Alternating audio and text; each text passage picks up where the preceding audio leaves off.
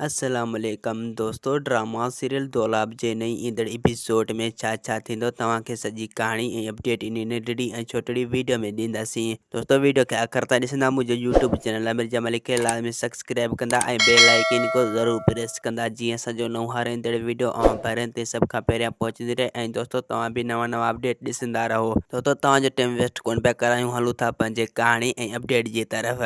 दोस्तों, हाणे तव्हां ॾिसंदो त रिथ शाह निवाज़ रेज़न ऐं ककर वारनि खे भड़काईंदो त तव्हां हाणे पंहिंजो प्लान कयो रेस मंसूर सां। हूअं रेस मंसूर तव्हांखे कॾहिं बि पंहिंजो हथ न ॾींदो, न ई वरी तव्हांखे वहिंवार ॾींदो। दोस्तों, तव्हांखे त ख़बर आहे रिथ शाह निवाज़ शैतान माण्हू आहे ऐं हू शैतानी करण लाइ इन ॿिन्हिनि खे हाणे विच में वेड़ाईंदो, यानी हाणे इन्हनि जो जहिड़ो वाराईंदो।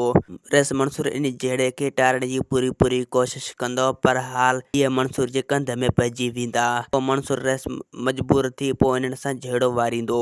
ऐं ॿिए पासे हाणे तव्हां ॾिसंदो त मुराद जल्द खां जल्द रेस मंसूर सां मिलंदो ऐं उन सां हिकु थींदो ऐं उन खे चवंदो त जॾहिं बि मुंहिंजो साथ खपे त हुकुम कजां। रेस मंसूर इन खे पंहिंजे मसइले जी सॼी हक़ीक़त ॿुधाए छॾींदो। ऐं ॿिए पासे ककर रेज़न मथां यकीन न कंदो, उन खे चवंदो त कुंज छोरी इहा रेस मंसूर वटि आहे। रेज़न चवंदो त इहो छोरी रेस मंसूर वटि न आहे। अगरि रेस मंसूर वटि हुजे हा त हू उन सां ज़रूरु निकाह करे हा कोर्ट में। ककर चवंदो त अगरि छोरी कुंज रेस मंसूर वटि न आहे त पोइ आख़िर केॾांहुं वई। ककर चवंदो त हाणे इन छोरी खे ॻोल्हियो त हाणे ई छोरी कंहिं वटि आहे। अगरि असां इन छोरी खे न ॻोल्हियो त हीअ असांखे बदनाम कंदी रहंदी, असांजी इज़त मिटी में मिलाईंदी रहंदी। असांजो भलो इन में त असां इन खे ज़रूरु हथु कयूं। अगरि हीअ छोरी रेस मंसूर खे हथु अची वियो त उन खे कोर्ट में ज़रूरु चाढ़ींदो ऐं असांजे मथां केस दाख़िल कराईंदो।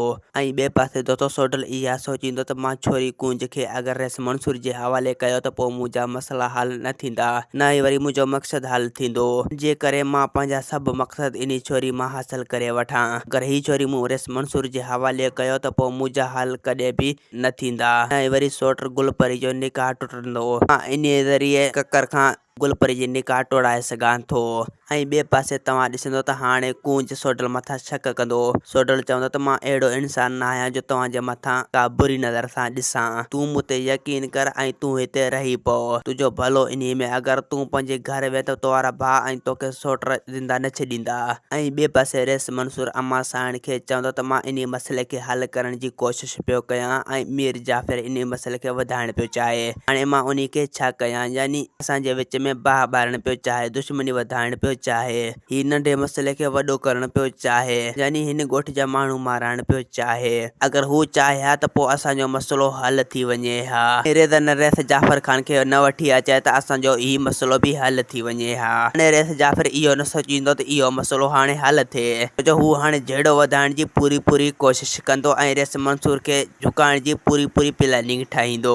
ऐं ॿिए पासे तव्हां ॾिसंदो त रेस जाफ़र रेज़न वारनि खे भड़काईंदो त तव्हांजी छोरी इन रेस मंसूर वटि आहे। हाणे रेस मंसूर तव्हांखे कुर्ब सां छोरी न ॾींदो, हाणे असांखे ॾाढी करणी पवंदी। ऐं पोइ रेज़न इन जे ॻाल्हि ते अची रेस मंसूर सां जहिड़ो वारींदो ऐं उन सां हाणे हिकु हिकाणी कंदो। रेज़न चवंदो त रेस मंसूर असांखां ताक़त में वॾो आहे। रेस शाह निवाज़ चवंदो त रेस मंसूर असांखां ताक़त में कॾहिं बि वॾो थी नथो सघे, छो जो मां तव्हांजो हर हाल में साथ ॾींदुसि। इन रेस मंसूर खे झुकाइण जी पूरी कोशिश कंदासीं ऐं इन खे मारे पोइ हर हाल में इन खे फिटो कंदासीं, यानी इन जो लाश दरिया में लोड़ींदासीं। रेज़न चवंदो त हू कमज़ोर इंसान न आहे जो असां उन जो लाश दरिया में लोड़े छॾियूं। ऐं ॿिए पासे गुलपरी परेशान हूंदो, उन जी भाॼाई उन खे दिलासा ॾींदी रहंदी। इन खे चवंदो त अगरि तूं ईअं सोचींदी रहंदे त ऐं रोअंदे रहंदे त पोइ तुंहिंजो दिमाग़ कॾहिं बि कमु न कंदो। दोस्तों, असांखे ॾींदा हाणे इजाज़त, वरी तव्हां सां मिलंदासीं के नई ईंदड़ वीडियो में।